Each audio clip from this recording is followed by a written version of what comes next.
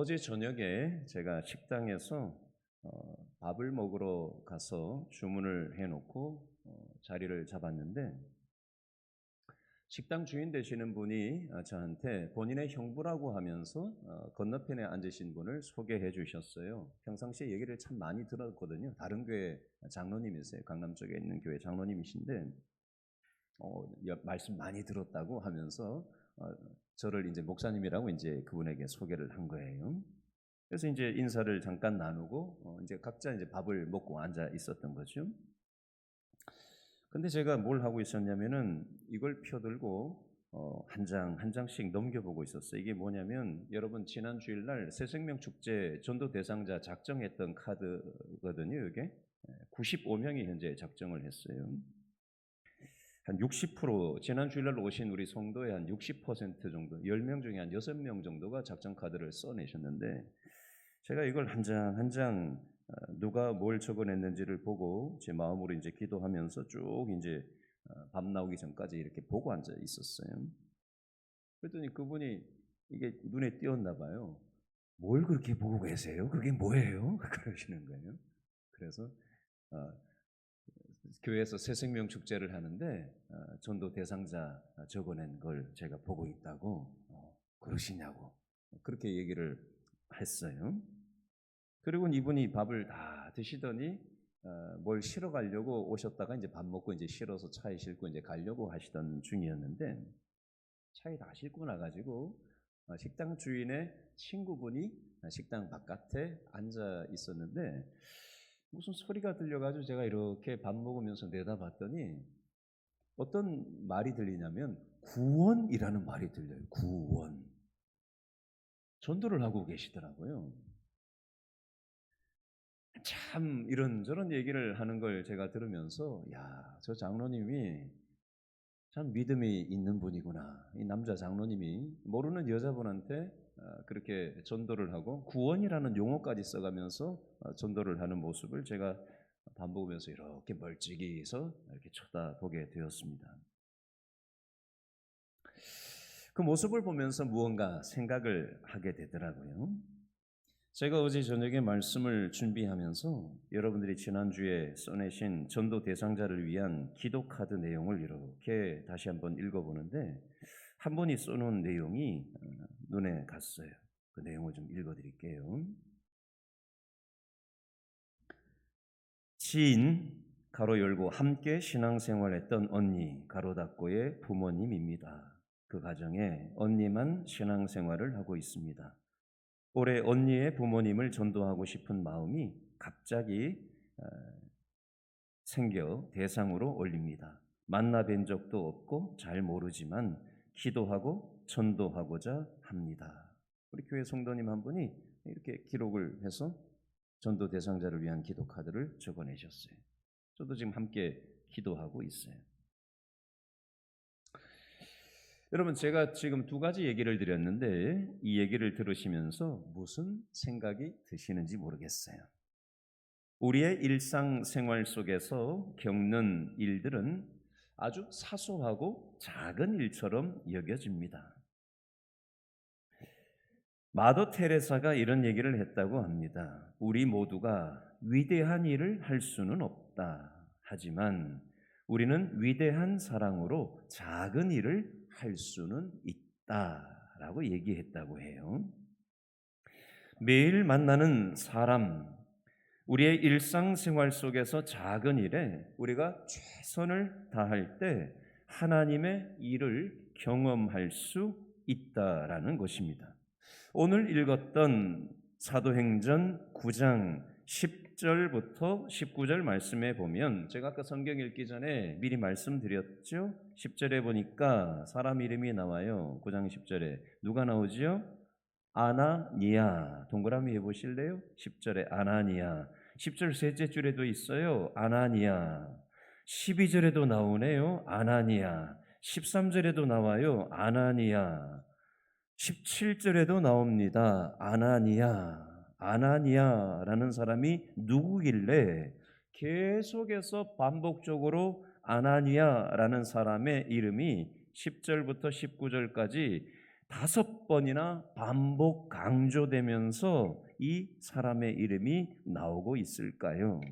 그리고 오늘 설교를 통해서 이 아나니아라는 사람의 삶의 어떤 측면을 우리는 보기를 하나님은 원하셔서 이 말씀을 나누기를 원하시는 걸까요? 저를 한번 따라해 보시기 바랍니다. 이름 없는 사람, 무명의 성도 아나니아가 일상 속에서 작은 일에 최선을 다했습니다. 첫 번째로 이걸 좀 들여다보려고 합니다. 자, 오늘 사도행전 9장 10절 첫 단어가 뭐라고 적혀져 있죠? 언제? 그때의. 성경을 보세요. 9장 10절 언제? 그때에라는 표현이 나옵니다. 그때 아나니아가 일상을 살아갈 때였습니다. 이때 다메섹에 거주하는 아나니아라는 사람에게 하나님께서 믿음의 마음을 집어넣어 주시는 겁니다. 아나니아는 사도도 아니었고요, 목회자도 아니었어요. 무명의 사람이었습니다. 그런데 이 아나니아가 사울이 하나님을 믿고 변화되는 과정에 통로로, 도구로 사용되고 있는 내용이 오늘 본문 내용이 되겠습니다. 오늘 본문은 바울이 중심이 아니라 아나니아를 중심으로 볼 거예요. 아나니아는 사도행전 22장 12절 13절에 보니까 아나니아는 경건한 그리스도인이었다라고 소개하고 있습니다. 아마 아나니아가 일상을 살아가는 중에 기도하고 있었을 것으로 보여집니다. 사도행전 9장 11절 말씀에 보니까 주께서 이르시되 일어나 집 가라 하는 거리로 가서 유다의 집에서 다소 사람 사울이라 하는 사람을 찾으라. 그가 기도하는 중이니라. 누가 아나니아에게 이런 말씀을 주고 계시죠? 하나님께서 아나니아에게 이런 말씀을 주고 계시는 거예요. 여러분, 하나님이 믿음의 사람들에게 말씀을 주시는 건 언제 주시죠? 보통 말씀을 들을 때, 말씀을 읽을 때, 기도할 때, 찬송을 할 때, 믿음의 대화를 나눌 때 우리의 일상생활 속에서 하나님의 일하심을 느낄 때가 있어요. 그때 하나님께서는 우리에게 말씀을 주시고요, 믿음의 생각을 주시고요, 네가 믿음으로 이렇게 움직였으면 좋겠다. 인간의 눈으로 보지 말고 믿음의 눈으로 봤으면 좋겠다. 네가 인간적인 말을 하지 말고 믿음의 말을 했으면 좋겠다라고 하나님께서 아나니아에게만 믿음의 생각을 집어넣어 주시는 게 아니라 저와 여러분에게도 하나님께서는 믿음의 생각이라는 걸 주실 때가 있지 않습니까? 제가 이 말씀을 가만히 묵상하면서 여러 사람들이 생각이 났어요. 제 인간관계의 레이더망에 있는 사람들을 제가 한 사람 한 사람 떠올려 봤어요. 그랬더니 제가 고등학교 3학년 때 제 고등학교 3학년 동창이었던 동기가 생각이 났어요. 고등학교 졸업하고 나가지고 한 번도 만난 적도 없었고 딱 한 번 저한테 전화 온 적이 있었던 친구예요. 이름도 가물가물합니다. 이 이름이었나? 저 이름이었나? 할 정도로 뭐 한 40여 년 동안 연락을 한 번도 한 적이 없이 지냈으니까요. 본 적도 당연히 없고요. 수년 전에 저한테 이 친구가 어떻게 제 전화번호를 알아냈는지 연락이 왔었던 적이 있었어요. 근데 제가 무심코 그냥 전화 받고 끝냈는데 제가 가만히 말씀을 묵상하는 중에 그 친구가 생각이 났어요. 시골에서 철도청에서 지금 근무한다는 얘기를 했던 적이 있는데 이 친구를 놓쳤구나. 하나님께서 그냥 그 친구한테 제가 생각나게 하셔서 또 번호를 어떻게 알아냈는지 그렇게 연락까지 했는데 하나님께서 붙여주신 영혼을 내가 그냥 넘겨버렸구나. 졸업 앨범을 뒤지고 다시 한번 수소문해서 이 친구를 한번 만나야 되겠다, 연락을 해봐야 되겠다, 이 생각을 하나님이 집어넣어 주셨어요. 그리고 또 하나, 큰 집에 큰아버지, 큰누님이 계신데 한 40몇 년 동안 한 번도 만난 적이 없었어요. 그런데 최근에 집안 결혼식이 있었는데 바쁜 일정이지만 제가 큰 집 식구들 중에 안 믿는 형제들이 많이 있으니까 이것이 복음을 전할 수 있는 기회가 될 수 있겠다 해서 기도하고 제가 한번 큰맘 먹고 멀리서, 더군다나 멀리서 결혼식 하는데도 불구하고 시간을 쪼개서 한번 다녀왔던 적이 있었는데 큰집 형제들을 다 만났어요. 한 사람 빼고. 근데 한 40몇 년 만에 만나는 큰 누님께서 저한테 먼저 전화번호를 물어보시더라고요. 전라도 광주에 사시는 큰 누님인데, 근데 이게 하나님께서 뭔가 사인이다라고 하는 생각을 하고는 전화번호를 입력만 해놓고는 제가 한 번도 연락을 하지 않았어요. 벌써 6개월이 지나가고 있는데, 그래서 제가 그 전화번호 적었던 걸 다시 뒤지면서 하나님께서 괜히 그 누님께서 저한테 먼저 전화번호를 물은 게 아닐 텐데 내가 이걸 놓치고 있었구나, 이 생각을 해보게 됐습니다. 제 오촌 아저씨가 생각이 났어요. 2016년도 12월 10일 날 제가 위임 목사로 또 김동환 목사님, 원로 목사님 세워지는 그날 이쪽 줄 제일 끝에 우리 박창선 목사님 지금 앉아 있는 저 자리에 딱 앉아 있었어요. 그리고는 그 다음 주일 날 다시 한번 예배 혼자 참석했던 적이 있었어요. 도봉구에 사시는데 이분 하나님께서 생각나게 하시더라고요. 사촌 동생이 세 동생이 있는데 이 애들을 생각나게 하셨어요. 역시 한 40년 동안 만난 적이 없어요. 결혼식 때 한 30년 전에 결혼식 때 보고는 한 번도 본 적도 없어요. 왕래가 없는 형제들이 있잖아요. 이런저런 이유로. 카톡을 통해서 다시 한번 그 얼굴들을 이렇게 어제 들여다보면서 네가 이 사람들, 이 사촌 동생들 품어야 되지 않겠냐. 왕래가 없고 연락이 끊어졌지만 네가 품어야 되지 않겠냐라는 마음을 주셔서 사실 부담이 되지만 품고 어떻게 해야 되나. 오라고 할까? 아니 네가 찾아가라. 조금 전에도 그 마음을 주셔서 한번 날 잡아서 한번 멀리 살지만 한번 밥을 먹으러 가야 되겠다. 한번 그런 생각을 해보게 됐습니다. 여러분께서 기도 카드를 지금 적어내셨어요. 전도 대상자도 적어내셨지만 이 전도 대상자에 대한 사연이 담긴 기도 카드도 적어내셔서 제가 쭉 읽어보는데 여기 보면 배우자에 대한 기도 제목도 있고 자녀에 대한 기도 제목도 있고 사돈에 대한 기도 제목도 있고 이런저런 전도 대상자들에 대한 사연이 빼곡히 적혀 있는 기도 내용이 있습니다. 여러분, 하나님께서는 우리에게 누군가를 생각나게 하실 때 그냥 어쩌다가 생각나게 하시지 않습니다. 아나니아에게만 하나님께서 이렇게 하시는 게 아니에요.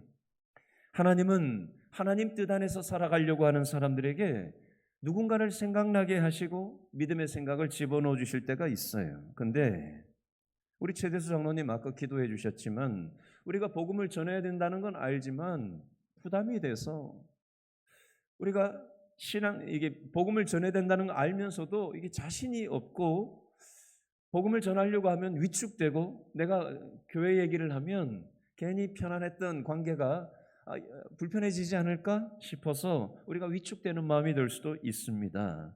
오늘 사도행전 9장 10절부터 19절에 나오는 이 아나니아도 하나님께서 사울이라는 사람에게 가서 복음을 전하라고 하는 이 말씀을 듣기는 했는데 아나니아는 사울이 어떤 사람이라는 걸 다 알거든요. 교회 다니는 사람들을 잡아서 죽이는데 앞잡이 역할을 했던 사람이라는 걸 아는 거예요. 그러니까 그 사람 만나는 게 두렵고 부담이 되는 겁니다. 9장 13절에 보니까 그 사람 사울이 주의 성도에게 적지 않은 해를 끼쳤다고 하던데요. 하나님, 나 그 사람 만나는 거 두려워요. 부담스러워요. 이 얘기 지금 하고 있는 겁니다.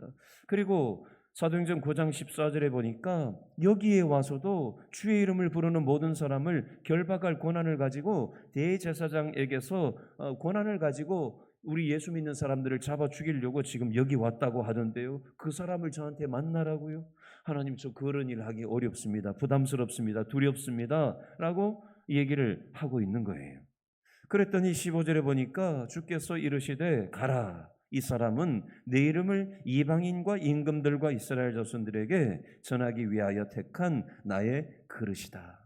내가 그 사울을 통해서 나의 일을 하기를 원하니 두려워하지 말고 네가 사울을 만나라 라고 말씀을 다시 한번 주는 거예요. 그랬더니 아나니아가 17절에 보니까 떠나서 말씀대로 이 사울을 만나서 예수께서 나를 보내어 너 사울을 다시 보게 하려고 성령으로 충만하게 해주셨다. 그래서 내가 지금 여기 왔다라고 하면서 사울에게 복음을 전하는 모습이 나와 있어요. 아나니아는 부담스러웠지만 하나님이 주시는 말씀이었기 때문에 그 말씀에 대해서 순종하고 부담이 되지만 그래도 순종하는 모습이 오늘 본문에 나와 있어요. 아나니아가 한 이 작은 믿음의 순종을 통해서 하나님께서는 역사하시는 것입니다. 여러분, 우리가 기도하면서 움직일 때 믿음의 용기를 주시고 믿음의 용기를 통해서 믿음으로 순종하는 사람들을 통해서 하나님의 역사가 나타난다라는 것입니다. 우리는 우리의 일상에서 만나는 만남들을 소홀히 여기는 경향이 있습니다. 그러나 우리의 일상 속에서 하나님이 역사하고 계시다라는 것을 우리가 믿음으로 받고 믿음으로 들여다보고 믿음으로 순종하기 시작할 때 하나님께서 그 일들을 통해서 역사하신다는 것입니다. 지금 내가 만나고 있는 사람들이 누굴까요? 가족을 가장 많이 만나지 않습니까? 우리의 자녀, 우리의 배우자, 우리의 형제, 우리의 친구, 선후배, 직장 동료, 오늘 출근하면 또 만날 거잖아요. 직장 동료 작정하신 분들도 많이 계시더라고요. 아버지 하나님께서 우리에게 주신 이 만남들을 여러분 소홀히 여기지 마시고 믿음으로 들여다보고 우리가 대할 수 있었으면 좋겠어요. 1904년에 연동교회, 종로에 있는 연동교회 초대 장로님이고 한국교회 최초의 장로로 장립된 고찬익이라는 장로님이 계세요. 이분은 천민 출신인데 노름꾼, 술꾼, 사기꾼으로 살아가던 사람이었습니다. 그래서 그 당시 관가에 끌려가서 매를 맞고 말을 할 수 없는 벙어리 신세가 됐답니다. 얼마나 두드려 맞았는지. 그 상태에서 빚 독촉까지 받게 되어서 자살을 시도했었다고 합니다. 독약을 먹었는데 어찌어찌해서 구사일생으로 살아나게 됐대요. 그러던 중에 미국에서 온 게일이라는 이름의 선교사님을 만나게 됐는데 선교사님이 전도지를 이 분에게 건넸대요. 야곱의 이야기를 담은 전도지 내용이 있는데 전도지에 내 이름이 무엇이냐라는 그 어구가 적혀져 있었다고 합니다. 그날 밤 꿈속에서 이 고찬익이라는 사람이 꿈에 잠을 자고 있는데 꿈을 꾸는데 전도지에서 봤던 내용을 꿈을 꿨대요. 내 이름이 무엇이냐. 그래서 꿈속에서 고 이렇게 하다가 나중에 떨리는 음성으로 내 이름은 고가이고 싸움꾼, 술꾼, 망나니 올시다.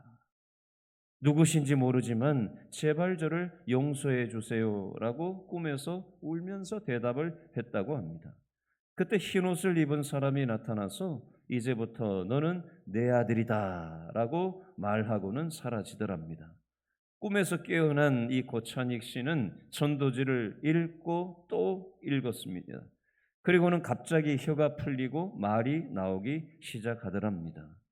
그리고는 이 고찬익 씨가 너무 기뻐서 게일 선교사를 찾아갔고 자세하게 복음을 듣고 새 사람으로 완전히 변화되게 되었답니다.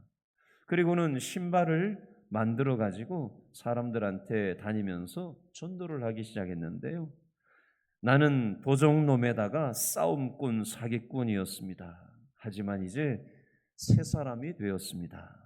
제가 만든 신발을 드립니다. 예수님 믿으세요. 이러고는 전도를 하고 다녔다고 합니다.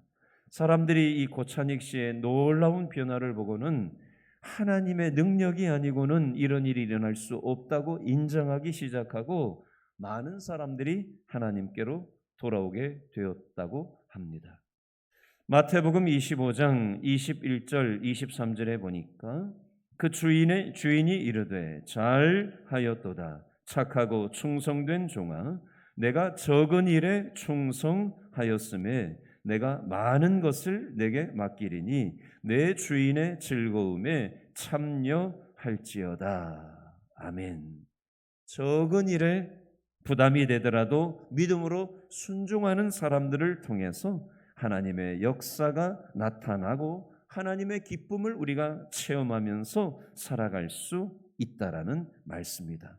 아나니아에게만 아니라 이번 새생명 축제를 통해서 저와 여러분에게 하나님께서는 말씀하시고 또 깨닫게 하시고 생각나게 하시는 그 부분들이 부담이 될지라도 두려울지라도 믿음으로 우리가 그래도 순종하면서 나아가면 하나님께서 우리의 생각을 넘어서셔서 모든 것이 합력하여 선을 이루실 줄로 믿고 믿음으로 순종하여 하나님께서 일하시는 통로로 쓰임받는 기쁨을 경험하는 저와 여러분 될 수 있기를 바랍니다.